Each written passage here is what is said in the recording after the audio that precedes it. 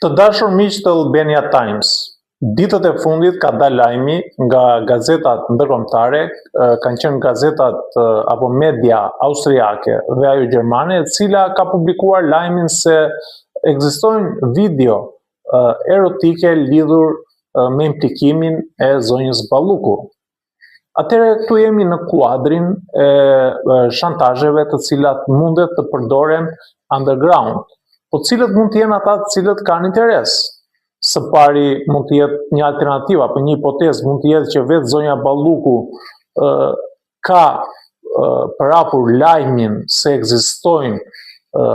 video dhe video në këto video mund që të jetë vetë zoti Rama i përfshirë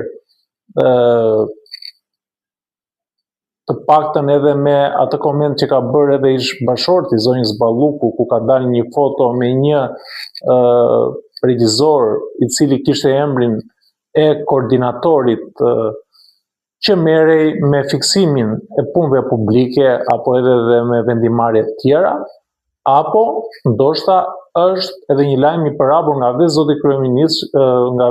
kryeministri për video të cilat mundet të jetë e implikuar zonja Balluku. Tashmë kemi kaluar në një standard tjetër, pra të shantazhimit, sepse nuk ka rrugë tjetër, pra e vetmja rrugë është ose të përballen përpara ligjit dhe përpara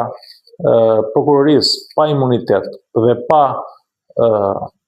u trajtuar, pa e përdorur imunitetin si mburoj për të përfituar nga hetimi apo nga vendosja në pozita të barabarta, kjo ngelet për të parë. Megjithatë është shumë e frikshme dhe është një situatë pa precedent që nuk e kemi parë në këto 35 vite tranzicion apo demokracie të brishtë. Ne si qytetarë duhet të shqetësohemi për këto komunikime me kode dhe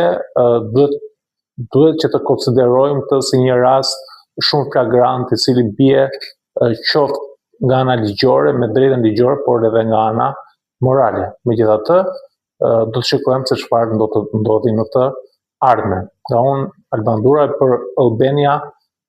Times, avokat Alban Duraj, do të shihemi sërish për çështjet të cilat ne na shqetësojnë si publik apo si qytetar.